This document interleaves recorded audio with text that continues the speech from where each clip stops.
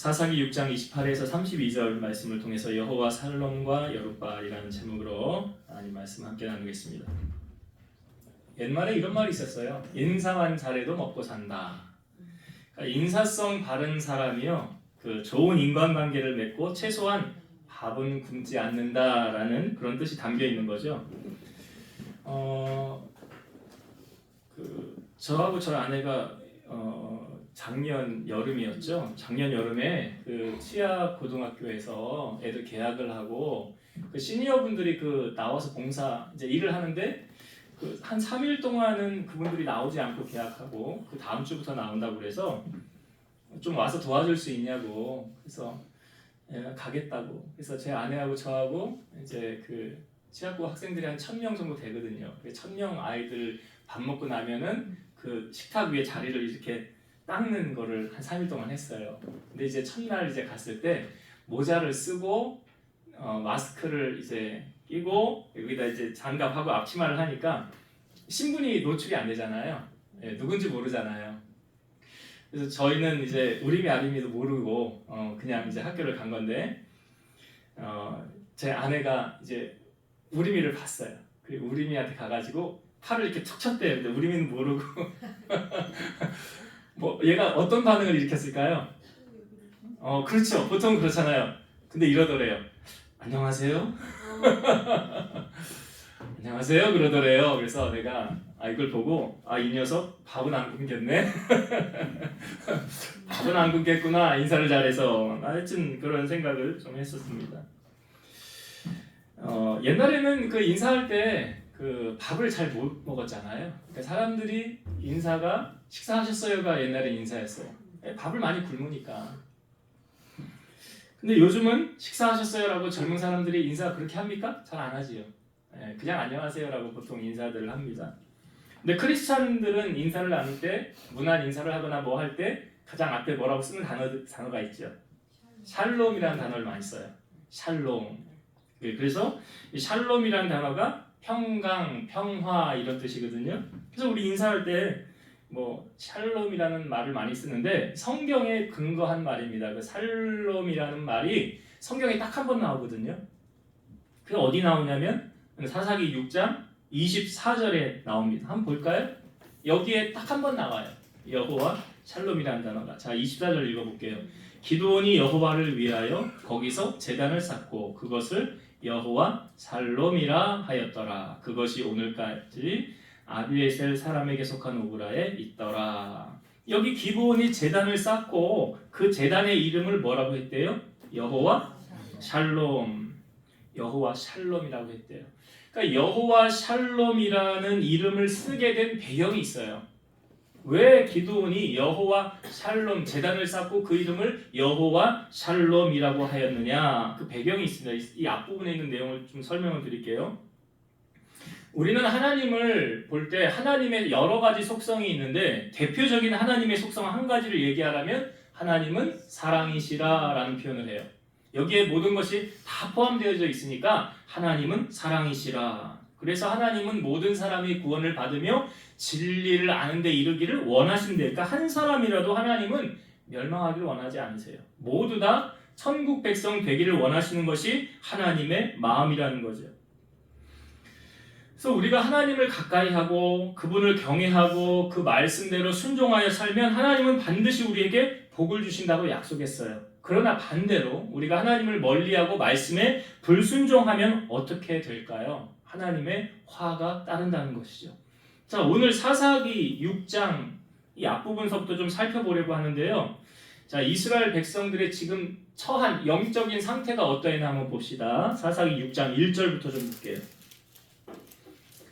자, 이게 6장 1절부터 제가 좀 볼게요. 이 오늘 말씀의 이 배경을 보여주고 있기 때문에 좀 살펴보려고 합니다. 자, 1절부터 읽어볼게요. 이스라엘 자손이 또 여호와의 목전에 악을 행하였으므로 여호와께서 7년 동안 그들을 미디안의 손에 넘겨주시니 미디안의 손이 이스라엘을 이긴지라 이스라엘 자손이 미디안으로 말미암아 산에서 웅덩이와 굴과 산성을 자기들을 위하여 만들었으며 이스라엘이 파종할 때면 미디안과 아말렉과 동방 사람들이 치러 올라와서 진을 치고 가사에 이르도록 토지 소산을 멸하여 이스라엘 가운데 먹을 것을 남겨두지 아니하며 양이나 소나 나귀도 남기지 아니하니 이는 그들이 그들의 짐승과 장막을 가지고 올라와 메뚜기 떼같이 많이 들어오니 그 사람과 낙타가 무수함이라 그들이 그 땅에 들어와 멸하려 하니 이스라엘이 미디안으로 말미암아 궁핍함이 심한지라 이에 이스라엘 자손이 여호와께 부르짖었더라. 자, 지금 어떤 상황입니까? 이스라엘 자손이 여호와 1절에 보니까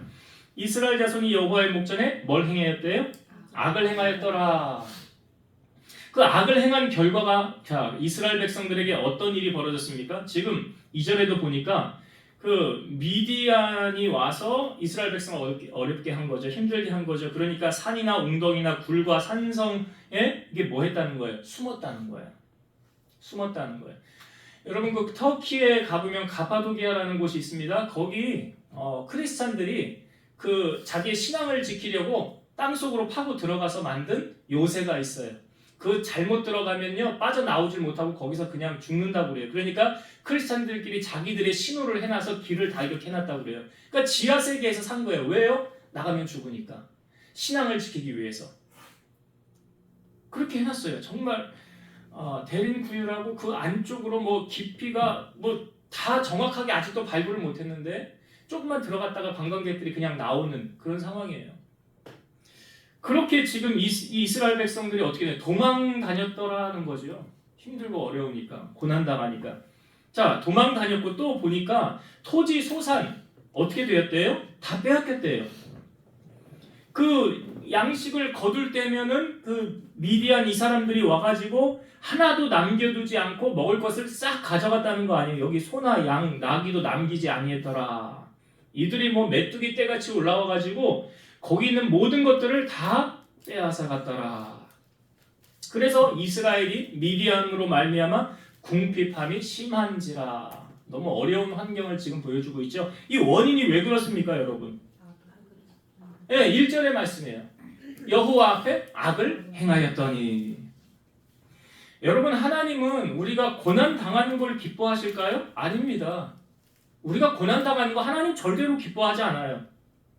근데 우리가 이 말씀 속에서 꼭 기억해야 될 게 있는 게 뭐냐면 우리가 물질로 고난을 당하든 인간관계로 고난을 당하든 또 질병으로 고난을 당하든 이때 꼭 점검해야 될 것이 있다는 거죠. 혹시 내가 하나님 앞에 잘못한 거 있나?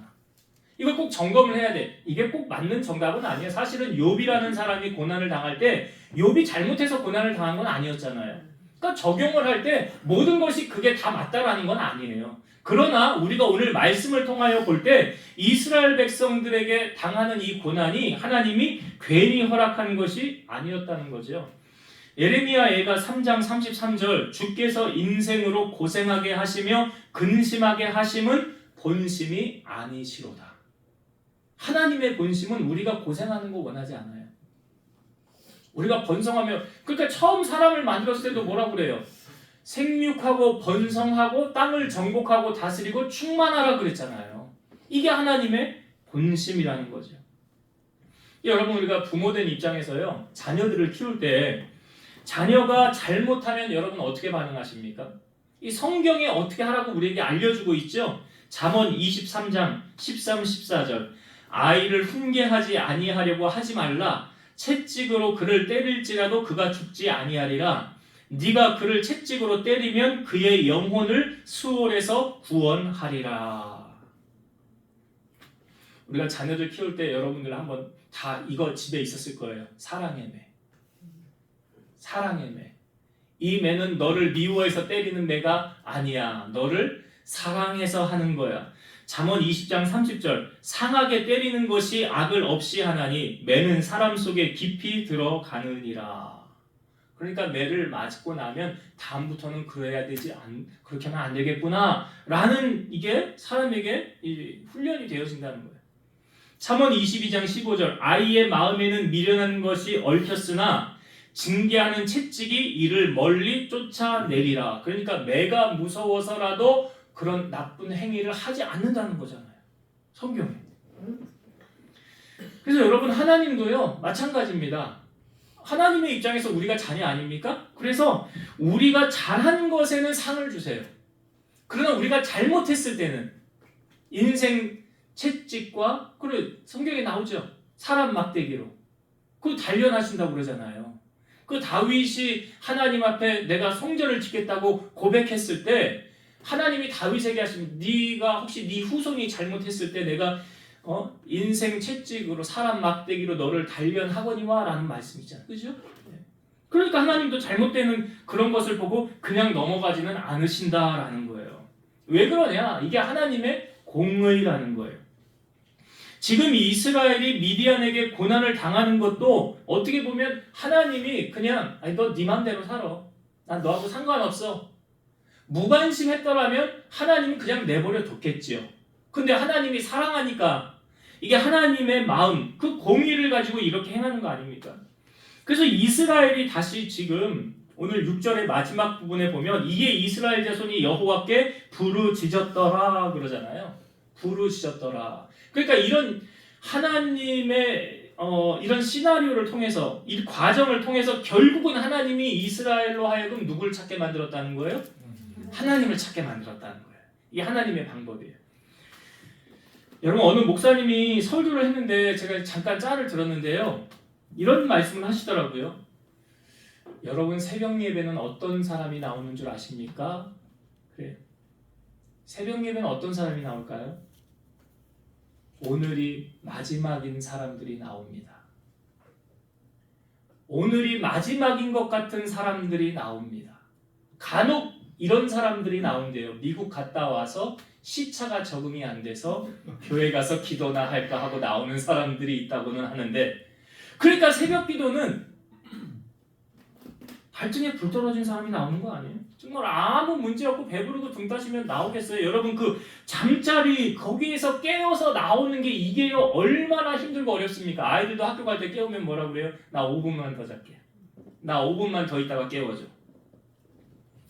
제가 이곳에 온 지 이제 2017년 9월 1일날 여기 우리가 이제 교회를 이사를 왔잖아요. 근데 이사하고 나서 몇 개월 있다가 제가 혼자 새벽 제단을 쌓았었어요. 교회 와서. 그래서 새벽 기도를 하다가 며칠 했는데 어느 날 제 아들이 아빠 나도 아빠 따라 새벽 기도 가볼래 그래요. 얘가 일어나서 그 다음날 정말 일어났어요. 아침에. 그래서 같이 교회를 왔어요. 저는 여기서 부르짖어 기도를 하고 얘도 기도를 하다가 이제 나가서 여기서 이제 좀 쉬었던 것 같아요. 근데 기특하더라고요. 얘가 누가 시켜서 한 게 아니잖아요. 지가 그냥 나와서 자기 발로 나와서 온 거 아닙니까? 그래서 제가 새벽전에 샀다가 며칠 있다가 4층 주인분으로부터 전화를 받았잖아요. 목사님 새벽에요 소리가 위로 다 올라옵니다. 저희가 잠을 잘 수가 없습니다. 제가 또 기도할 때 부르짖어 기도, 우리 소문민주단이 3시에 모여서 우리 앉아서 가끔 민주단이 같이 기도하면 제가 어떻게 기도하는지 아시잖아요. 저 새벽에도 그렇게 기도하거든요. 그러니까 전화가 와서 이렇게 하면 안 됩니다. 곤란합니다. 그래서 제가 낮에 우리가 새벽 오후 3시에 그래서 이때는 잠을 자는 시간이 아니니까 이때는 와서 우리가 음악을 틀어놓고 기도해도 구애를 받지 않잖아요. 그래서 제가 하나님 앞에 기도하길 하나님 언젠가 때가 되면 또 새벽 기도, 새벽 재단을 쌓을 수 있는 기회를 주시면 하나님 그때 새벽 재단을 쌓겠습니다. 기도를 하고는 있어요. 저희 개척해서 지금까지 오면서 여건이 안 돼서 새벽 재단을 못 쌓지 어떤 개인적인 이유나 핑계로 피곤해서 그런 적은 없어요. 그러니까 여러분 우리가 하나님 앞에 기도하는 거 평안하면 우리가 사실은 평안할 때 더 기도해야 되거든요. 만약에요 하나님이 네가 나를 언제 찾는가 가만히 봤더니 너 평안하고 아무 문제 없으면 넌 나를 안 찾더라. 그러니 내가 넌 나를 찾도록 만들기 위해서 내가 너에게 내 방법대로 해야 되겠다 라고 한다면 그럼 여러분 그런 고난과 어려움을 맞고 나서 기도하실래요? 아니면 평안할 때 그냥 기도하실래요? 그렇죠. 평안할 때 기도하셔야 돼요. 평안할 때 그러니까 저는 기도도 저축이라고 생각하거든요. 은행에 돈 넣어놓듯이 내가 평안할 때 기도 많이 쌓아놓고 하나님 어려움 당했을 때 하나님 나 그거 찾아서 쓸게요. 은행에서 돈 찾아 쓰듯이 하나님 내가 기도로 쌓아놓은 거 하나님 나 찾아 쓸게요. 복음성가에 여러분 이런 거 있잖아요. 기도할 수 있는데 왜 걱정하십니까? 기도하면서 왜 염려하십니까? 주님 앞에 무릎 꿇고 간구해 보세요. 마음을 정결하게 뜻을 다하여 기도할 수 있는데 왜 걱정하십니까? 기도하면서 왜 염려하십니까? 그러니까 기도하는 사람은 염려하지 않는다는 거 아니에요? 그러니까 베드로전서 말씀에도 너희 염려를 다 주께 뭐 하래요? 맡겨라. 우리 예배 전에 괴로울 때 주님의 얼굴 보라 찬양했잖아요. 후렴이 뭐예요? 눈을 들어 주를 보라 내 모든 염려 그래 그거예요. 주께 맡기라. 이게 맡기는 게 뭐냐? 믿음이에요. 그러니까 주께 맡기는 사람은 뭐 하는 사람이에요? 기도하는 사람이에요. 여러분 하나님의 역사가 언제 나타나기 시작합니까? 오늘 말씀해 보니까 이스라엘 자손이 부르짖었잖아요. 자 6장 7절 한 절 한번 보겠습니다. 6장 7절 이스라엘 자손이 미디암으로 말미암아 여호와께 부르짖었으므로 이렇게 나오죠. 자 하나님을 찾았다는 거잖아요. 기도했다는 거잖아요. 그 다음부터 하나님이 이제 일하기 시작했다는 거 아닙니까? 예레미야 33장 3절 너는 내게 부르짖으라 내가 내게 응답하겠고 내가 알지 못하는 크고 은밀한 일을 내게 보이리라. 여러분 성경에는요 사무엘이 얘기했지. 사무엘 사사가 얘기했죠. 기도를 쉬는 죄를 범하지 않겠다. 기도를 안 하는 건 죄라는 거예요. 근데 기도를 안 하면 엄청 손해보고 살고 있다는 걸 우리는 알아야 돼요. 왜? 야고보서 4장 2절 너희가 욕심을 내어도 얻지 못하며 살인하며 시기하여도 능히 취하지 못함으로 다투고 싸우는도다. 너희가 얻지 못함은 구하지 아니하기 때문이요. 왜 못 얻었냐? 그러니까 여러분 마트 같은 데 가가지고 애들이 장난감 사달라고 막 들어눕고 떼쓰는 애들 있잖아요. 예? 그러면 결국은 부모가 거의 들어주잖아요. 그걸 여러분 기도로 적용을 해보시라고요. 아, 쟤처럼 하니까 나오는구나. 우리가 하나님 앞에 그렇게 하면 응답 받겠구나. 그거 아니에요?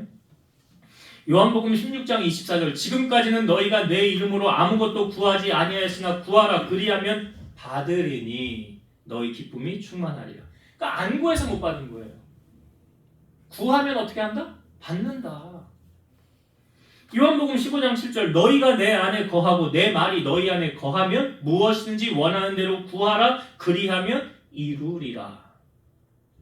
구하면 주신대요. 정력으로 쓰려는 건 말고. 그리고 우리가 구할 때도 믿음으로 구하고 조금도 의심하지 말라 그러잖아요. 하나님께서도 기도에 지금 응답하지 않습니까? 사사기 오늘 말씀해 보니까. 그래서 하나님께서 사람을 통하여 일하시잖아요. 그러니까 한 사람 기도원을 하나님이 지목하십니다. 자, 성경을 한번 볼게요. 6장 12절부터 보겠습니다. 하나님이 기도원이라는 사람에게 나타나셔서 이제 하나님이 일하시려고 하시는 거예요. 자, 12절부터 제가 16절까지 볼게요.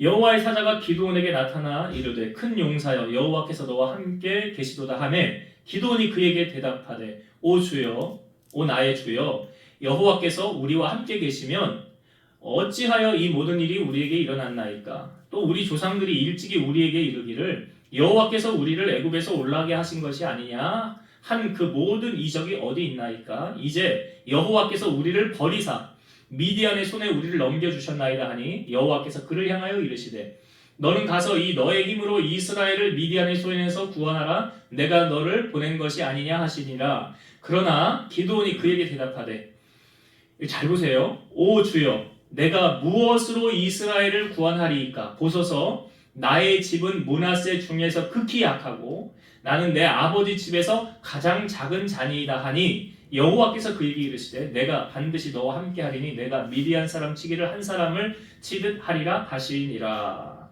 자, 하나님께서 누구를 선택하셨어요 지금? 기도를 선택하셨어요. 그래서 기도원하고 대화를 하시는 거예요. 이제 내가 이제 이 백성을 구원할 거라고 너를 통해서 구원할 거라고. 아유 하나님이 이제 우리를 정말 구원하시겠냐고. 하나님이 함께 하시면 우리에게 왜 이런 일이 일어났냐고 그러면서 내가 너를 통해서 이 백성을 구원하리라 라고 말하잖아요. 근데 기드온이 우리가 제가 아까 15절 잘 보라고 그랬죠.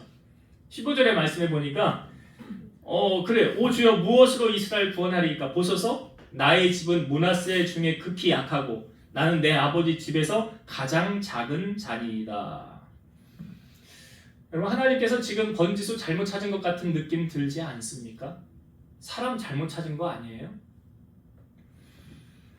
이게 지금 우리가 볼 때 납득이 좀 가냐 이 말을 제가 지금 설명을 드리는 거예요. 므낫세 지파는 어떤 지파냐면 이스라엘에는 12지파가 있습니다. 근데 사실은 므낫세와 에브라임은 요셉 지파가 둘로 나뉘어서 그 대열에 들어가는 거예요. 그러니까 사실은 므낫세와 에브라임은 학렬로 따지면 같은 학렬이 아니에요. 아래예요. 그리고 12지파 중에서 그렇게 뭐 이렇게 뛰어난 활약을 보였던 그런 지파도 사실은 아니에요. 그러니까 자기가 잘 알잖아요. 자기의 모습을. 보세요. 나의 집은 므낫세 중에 극히 약하고 그 12지파 중에 뭐 예를 들면은 장손의 자손이라든지 아니면 유다 예수님이 온 그런 지파라든지 어떤 혈통적으로 그렇게 내세울 만한 것이 있는 지파가 아니다라는 거죠. 그뿐만 아니라 자, 기드온은 자기 자신을 이렇게 말하죠. 나는 내 아버지 집에서 가장 작은 자입니다. 그러니까 우리 집안에서도 나를 인정해주거나 알아주지 않는다는 거잖아요. 그러니까 이것만 보면 하나님이 사람 잘못 찾았다라는 느낌이 혹 들지 않습니까? 그런데 보세요.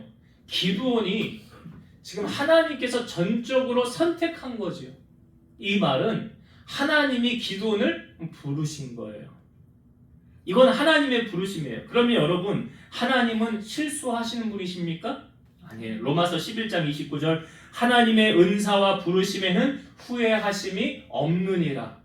하나님의 부르심에는 후회가 없다라는, 우리가 예배 전에도 찬양했잖아요. 날 부르신 뜻 내 생각보다 크고 날 향한 계획 나의 지혜로 측량 못하나. 그렇죠. 가장 좋은 길로, 가장 완전한 길로 오늘도 날 이끄심을 믿습니다.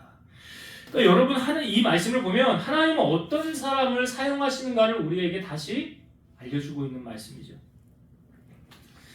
우리 원종호 집사님 발라달라 사업장에서 한 달에 한 번 매월 첫 주에 첫 주 월요일날 예배를 드리는데 우리 집사님이 이제 그 예물 봉투에다 기도 제목을 이렇게 적어서 이제 올려요. 근데 제가 그걸 이렇게 쭉 보고 같이 기도를 하는데 저번 주 월요일 날 예배를 드릴 때 거기 보니까 성경 구절을 한 구절 적었어요. 잠언 3장 5절과 6절. 너는 마음을 다하여 여호와를 신뢰하고 내 명철을 의지하지 말라. 너는 범사의 그를 인정하라. 그리하면 내 길을 지도하시리라. 이 말이 어떤 의미를 담고 있는지 아시죠? 내가 나서지 않겠다는 거잖아요. 하나님이 앞서가라는 거잖아요. 철저하게 자기를 부인하고 나를 나타내지 않겠다. 이게 다른 표현을 말하면 하나님은 이걸요, 교만한 사람은 물리치시고 겸손한 사람에게 은혜를 주신다는 거예요. 성경에 보니까 교만은 패망의 선봉이라. 망하는 앞잡이, 교만하면 망합니다. 그러나 겸손은 존귀의 앞잡이래요. 그러니까 겸손하면 높은 자리에 올라가게 돼 있어요. 대개 보면 사람은 어떤 마음 심리를 갖고 있냐면요, 자기보다 다른 사람을 낮게 여깁니다. 깔본다는 거예요.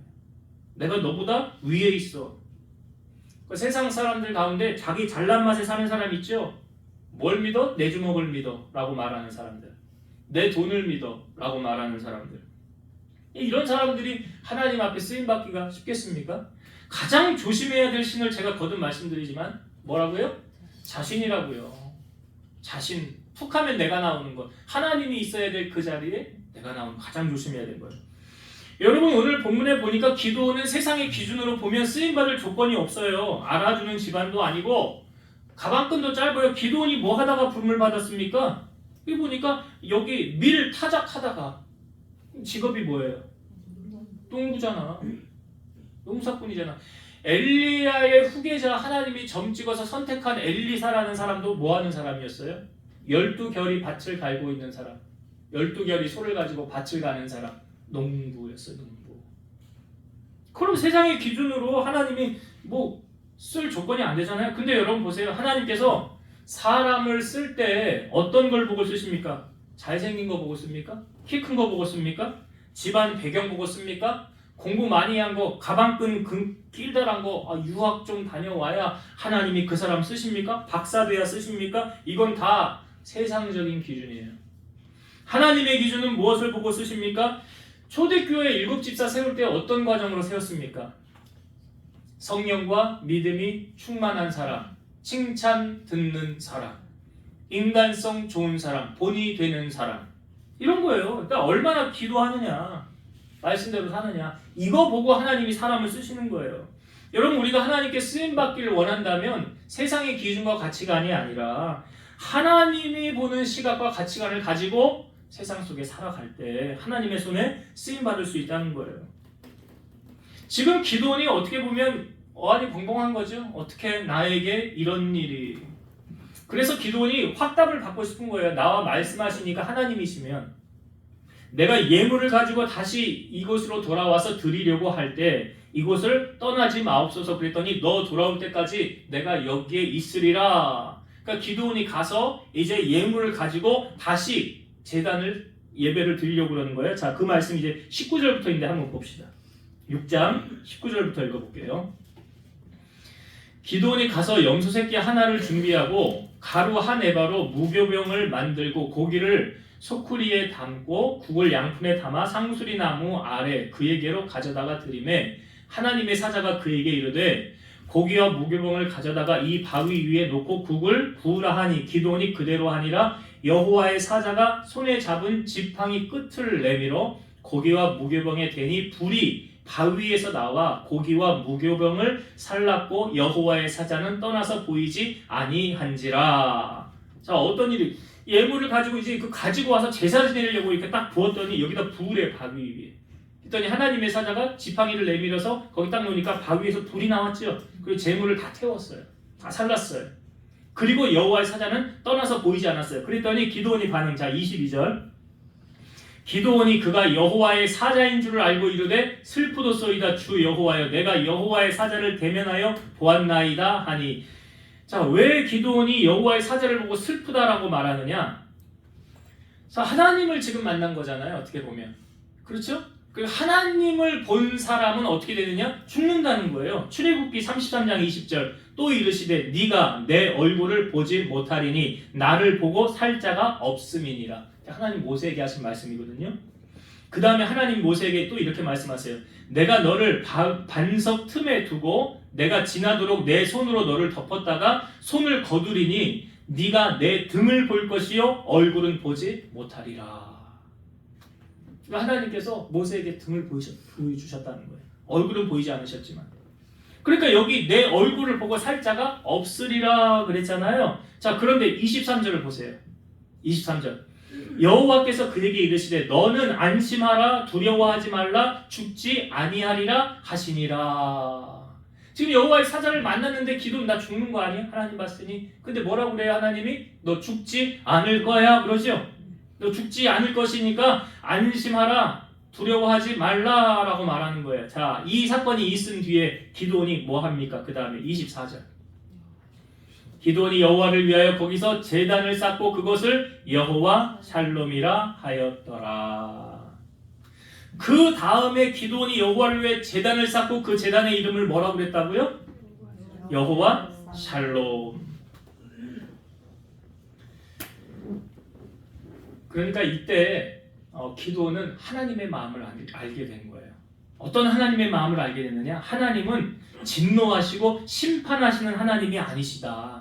하나님은 우리에게 가장 좋은 걸 주길 원하시는 하나님이시고 우리와 친밀하기를 원하시고 화목하기를 원하시는 하나님이시다. 우리와 평화하기를 원하시는 하나님이시라는 거예요. 하나님은 죽음과 절망을 희망과 기쁨으로 바꾸어서 우리에게 주기를 원하시는 분이라는 거예요. 기도원이 지금 죽을 뻔한 위기가 있지 않았습니까? 그런데 그 위기에서 건져주시는 거잖아요. 예레미야 29장 11절 여호와의 말씀이니라 너희를 향한 나의 생각을 내가 아나니 평안이요 재앙이 아니니라 너희에게 미래와 희망을 주는 것이니라. 우리에게 재앙을 주려는 하나님이 아니라는 거죠. 지금 기도원에게도 마찬가지. 하나님이 아브라함에게 그 이삭을 바치라라고 할 때 그 순종하지 않습니까? 그리고 나서 하나님이 아브라함의 그 믿음을 받잖아요. 그리고 나서 하나님이 하신 말씀이 이제 창세기도 나오지만 오늘 우리가 한 주간 묵상해야 될 말씀 히브리서 6장 14절 말씀, 여러분 주보를 한번 보세요. 이 말씀을 우리가 한번 읽어볼 텐데 이 말씀을 읽을 때 여러분들이 믿음으로 너에게다가 너 있는 자리에다 내 이름을 넣는 거예요. 아셨죠? 그렇게 해서 한번 읽어봅시다. 너 있는 자리에다가 뭐 하라고요? 자기 이름 넣어서 읽어보는 거예요. 시작. 이르시되 내가 반드시 현준에게 복주고 복주며 현준을 번성하게 하고 번성하게 하리라 하셨더니. 자기 이름 넣어서 읽었습니까? 네? 너라고 읽은 분들이 혹시 있는 것 같던데 내가 보니까. 네. 한 번만 더 읽어봅시다. 한 번 더 읽으면서 이렇게 고백하세요. 이 말씀이 오늘 내 말씀 되게 하옵소서. 자, 다시 읽습니다. 시작. 이르시되 내가 반드시 현준에게 복주고 복주며 현준을 번성하게 하고 번성하게 하리라 하셨더니. 아멘. 그대로 될 줄로 믿습니다. 이 믿음으로 받는 거예요. 하나님이 아브라함에게 이렇게 하신 거예요. 근데 아브라함의 하나님은 아브라함의 하나님만 되십니까? 아니잖아요. 우리 하나님도 되시잖아요.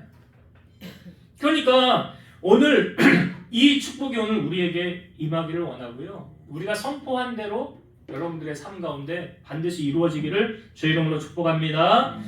자, 하나님께서 기도를 통해서 이제 이스라엘을 구원하시려고 하십니다. 근데 하나님이 먼저 기도원에게 요구하신 것이 있어요. 자, 그것이 뭐냐? 자, 성경 봅시다. 25절부터 27절까지 하나님 뭘 요구하나 보세요. 그날 밤에 여호와께서 기드온에게 이르시되 내 아버지에게 있는 수소 곧 7년 된 둘조 수소를 끌어오고 내 아버지에게 있는 바알의 제단을 헐며 그 곁에 아세라상을 찍고 또 이 산성 꼭대기에 내 하나님 여호와를 위하여 규례대로 한 제단을 쌓고 그 둘째 수소를 잡아 내가 찍은 아세라 나무로 번제를 드릴지니라 하시니라. 이에 기드온이 종려할 사람을 데리고 여호와께서 그에게 말씀하신 대로 행하되 그의 아버지의 가문과 그 성 사람들을 두려워함으로 이 일을 감히 낮에 행하지 못하고 밤에 행하니라. 자, 하나님이 기드온에게 뭐 하라고 시킨 거예요? 그 집 안에 있는 우상을 찍어서 땔감으로 떼워서 제단을 하나님 앞에 제사를 지내라. 바알과 아세라 이 상을 찍어버리고 없애버려라. 왜 하나님이 이걸 먼저 시킨 걸까요? 여러분, 우리가 한 발은 세상에 한 발은 하나님께, 즉 양다리를 두는 것을 하나님은 싫어하십니다. 두 마음을 품는 것을 하나님은 싫어하십니다. 두 마음을 품고 하나님께 쓰임받을 수 있을까요? 힘듭니다. 기드온이 하나님 앞에 쓰임받기 위해서 먼저 해야 될 것 교통정리하게 하신 거예요.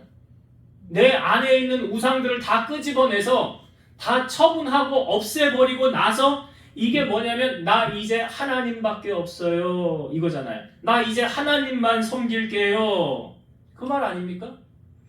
디모데후서 2장 21절 그러므로 누구든지 이런 것에서 자기를 깨끗하게 하면 귀히 쓰는 그릇이 되어 거룩하고 주인의 쓰심에 합당하며 모든 선한 일에 준비함이 되리라. 그러니까 하나님께 쓰임받길 원한다면 가지치기 해야 돼. 하나님이 싫어하는 거 다 잘라내는 거예요. 그게 이제 어떻게 보면 아브라함을 통해서 우리에게 보여주는 가장 마지막 시험이 내가 가장 사랑하는 것을 가지고 하나님이 나를 다뤄보신다는 거 아닙니까? 내가 가장 중요하게 여기는 그것을 하나님이 나를 다뤄보신다는 거예요. 너 정말 나를 제일 귀하게, 나를 제일 생각하느냐? 우리가 경건의 모양만 있고 능력은 부인하면 이 같은 자들에게서 하나님은 돌아서라라고 말하는 거예요. 여러분, 성경이 원하는 하나님이 우리에게 알려주는 진정한 경건은 이런 거죠. 야고보서 1장 27절 하나님 아버지 앞에서 정결하고 더러움이 없는 경건은 곧 고아와 과부를 그 환난 중에 돌보고 또 자기를 지켜 새 속에 물들지 아니하는 그것이니라. 그러니까 어려운 자를 돌보고 자기를 새 속에, 세상의 더러운 것에 파묻지 않고 타협하지 않고 그것을 따라가지 않는 것. 기드온이 이렇게 우상을 타파하고 나서 전쟁에서 이제 승리를 하게 되는데 만약에 그대로 내비뒀어요. 그리고 나서 전쟁에 나가서 전쟁을 이겼어요. 그럼 사람들은 뭐라고 그러게요? 야, 바울이 도와서 이겼네. 에? 저들이 우리가 우상을 잘 섬겨가지고 저들이 도와서 우리가 이긴 거 아니야? 그러니까 이 과정이 만약에 없었다고 한다면 사람들은 그렇게 평가하지 않겠어요? 근데 바알과 아세라 다 훼손하고 없애버리고 다 죽였다는 거잖아요. 없애버리고 그 다음 나가서 싸워서 이겼으니까 이건 우상이 도운 게 아니잖아요. 아, 이건 하나님이 도왔구나. 그렇게 말할 수밖에 없잖아요. 지금 이 환경이. 그러니까 하나님은 그런 시스템을 다 만들어 놓고 그 다음에 하나님이 일하시기 시작한다는 거죠. 그래서 이걸 가만두지 않고 다 없애버려라 라고 말하는 거예요. 제 성경을 보면서요, 하나님이 기드온에게 시킬 때 참 재미있는 부분이 있더라고요. 그 예물을 가져다가 드리는 것도 이렇게 말씀하죠. 25절에 보니까 너 아버지에게 있는 수소, 곧 7년 된 둘째 수소를 끌어오고 그러죠. 이건 뭘 말합니까, 여러분? 하나님이 우리의 가정 형편 하나하나 일일이 숟가락 몇 개인지 젓가락 몇 개인지 아실까요? 모르실까요? 다 알아요, 다 알아. 그걸 다 안다고 얘기하는 거예요, 지금. 야, 너 집에 7년 된 둘째 수소 있잖아, 그거 가져다가 드려. 내가 네 형편, 네 처지 모르는 것 같아. 내가 다 알고 있어.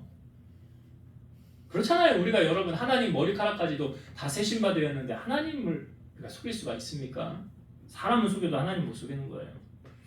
그리고 나서 이 기드온이 무서워가지고 밤에 이 일을 행했다고 그러죠. 근데 그 다음날 이 기드온이 행한 일이 드러났어요.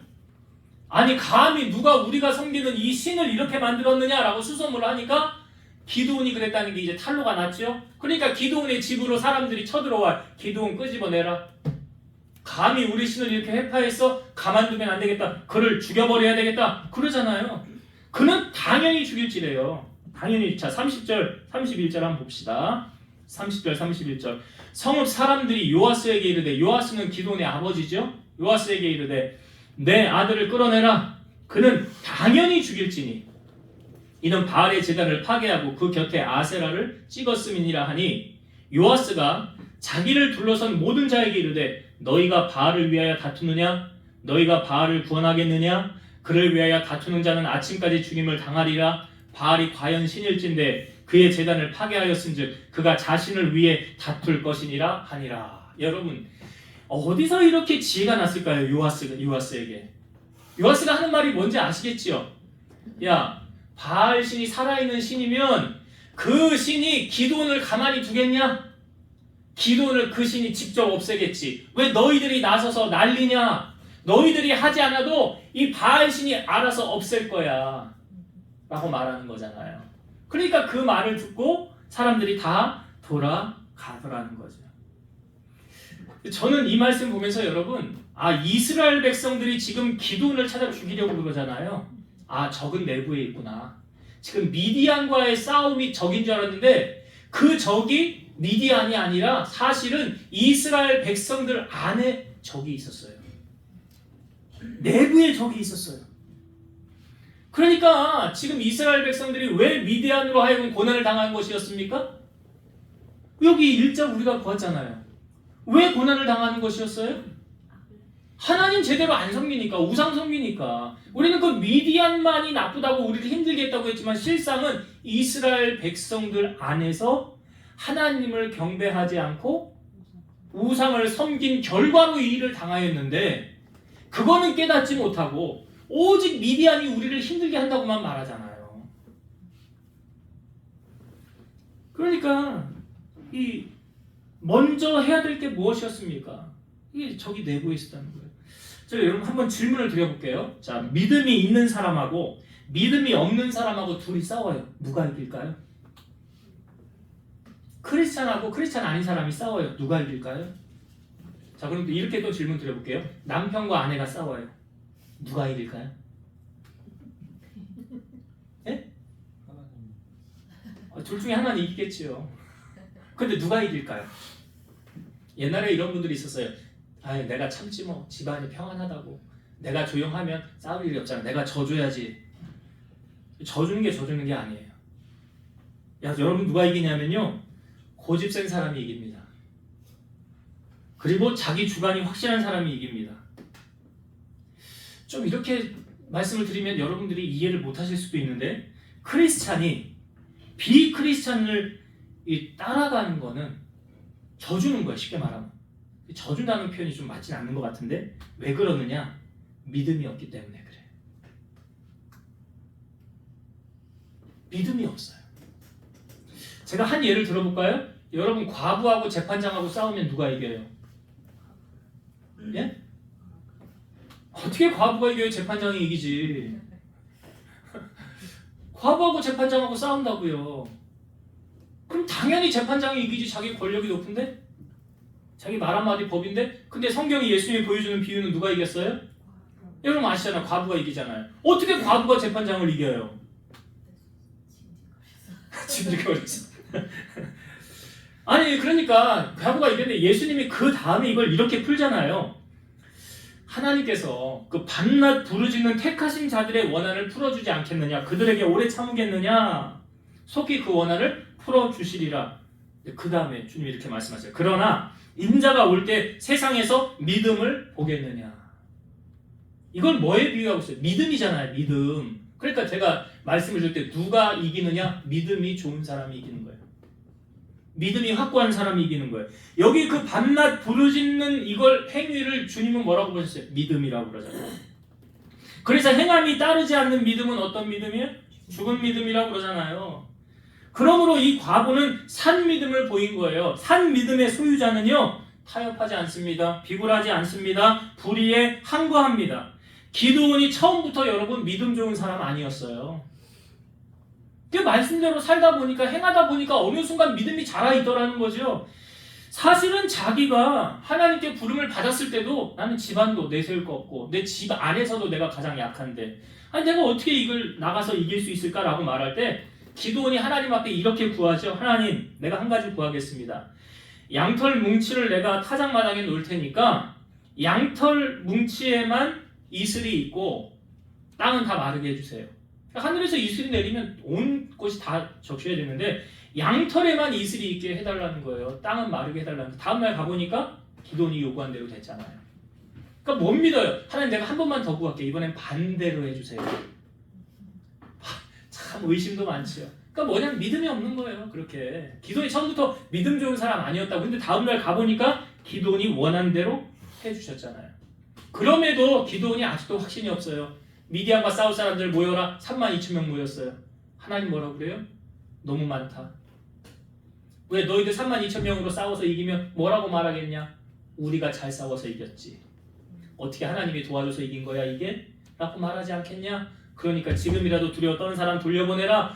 돌아가라고 해서 남았더니 10,000명이 남았는데 하나님 또 말씀하세요. 너무 많다. 10,000명도 많다. 내가 시키는 대로 해라. 강가로 데리고 와서 물을 떠먹게 해봐라. 그래서 무릎을 꿇지 않고 손으로 이렇게 떠서 먹은 사람만 따로 빼서 300명.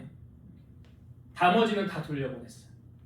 하나님 말씀하셔서 내가 이 300명으로 이스라엘을 구원하리라. 어이가 없지요. 무슨 300명으로 저쪽에는 13만 2천 명이 그런데 그걸 어떻게 이겨요? 300명으로. 너 내 말 못 믿겠니? 그러면 너 부하를 데리고 네 진영으로 미디안 진영으로 들어가 봐라. 들어갔더니 이들이 꿈 얘기를 하는 거예요. 미디안 사람들이 뭐라고 그러냐면 내가 꿈을 꿨는데 보따리 하나가 이렇게 굴러 들어오더니 우리를 다 쳐서 멸했어. 그랬더니 옆에 사람이 해석을 해. 그거 기드온이네. 기드온이 우리를 다 죽이겠네. 그 꿈을 해석을 가서 기드온이 듣고 나서야 아 하나님이 이렇게 일하시겠구나. 그래서 결국 여러분 300명이 항아리에다가 촛불을 넣고 나팔 들고 간 다음에 이 순번 교대할 때 그때 항아리 깨뜨리고 나팔을 불 때 어떤 일이 있습니까? 자기들끼리 서로 치고받고 싸웠잖아요.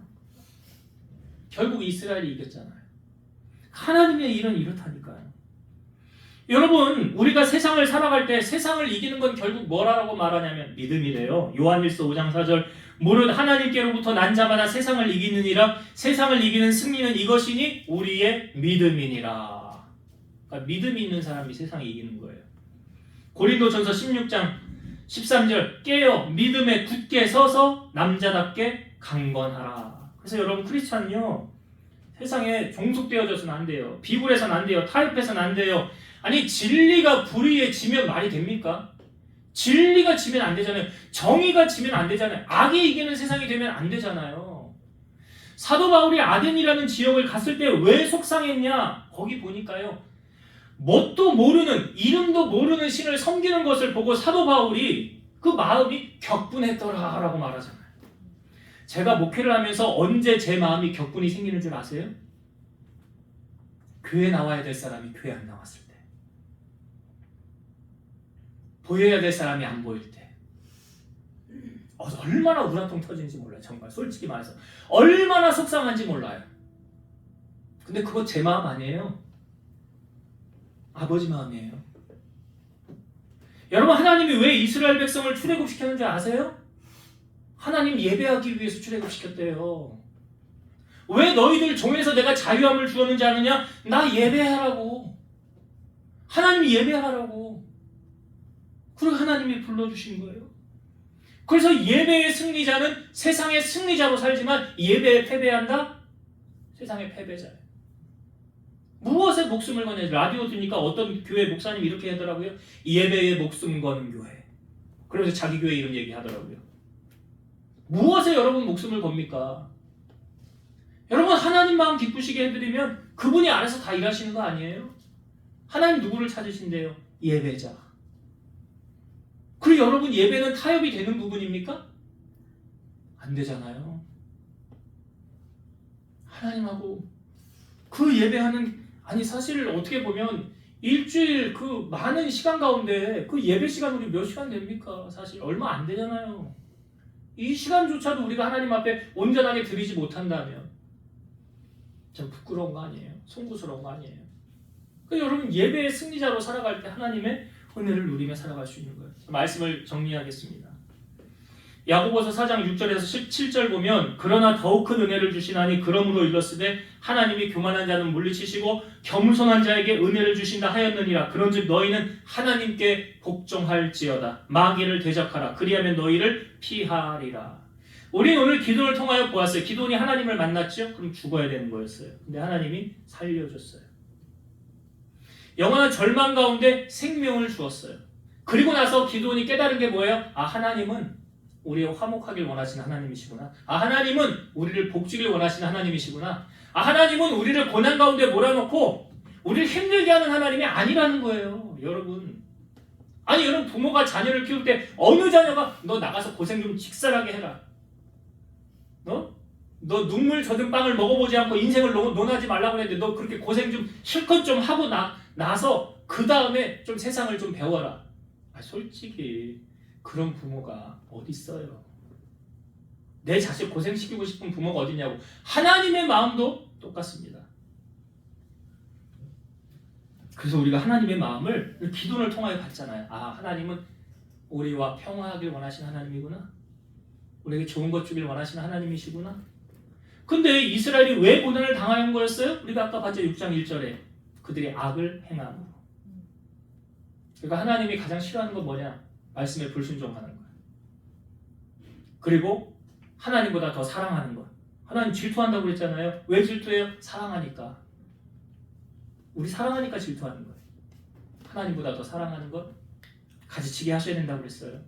하나님만 바라보셔야 된다고 그랬어요.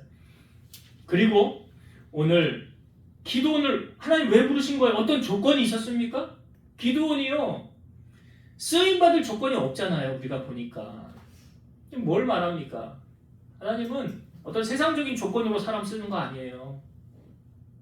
그냥 얼마나 하나님 신실하게 경외하느냐, 하나님 얼마나 사랑하느냐, 그리고 얼마나 기도의 무릎으로 하나님께 나아가느냐, 그거 하나님 보시고 쓰시는 거예요. 여러분, 하나님께 쓰임받길 원한다면 이것에 우리가 힘써야 된다. 그리고 마지막으로 이 기도원의 아버지 요아스가 그 우상, 먼저는 기도원이 다 없앴죠. 가지치기 했죠. 그리고 나서 그 죽을 위기가 있었지만, 어려움이 닥쳤지만 사실 적은 이스라엘 백성들 내부에 있었어요. 그렇죠? 그래서 예수님이 이 말씀하시는 거예요. 사람의 원수가 누구래요? 자기 집안 식구니라. 왜 그 말씀하신 거예요? 그 다음에 해석해 주시잖아요. 나보다 아들이나 딸이나 부모를 더 사랑하는 자는 내게 합당하지 아니하고. 그 말이 뭐예요? 예수님보다 더 사랑하면 그 원수 되는 거예요. 근데 내가 예수님 가장 사랑하잖아요? 원수 안 돼요.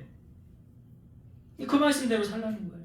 우리가 결국은 가장 사랑하고 존경하고 따라가야 할 한 분, 바로 예수 그리스도.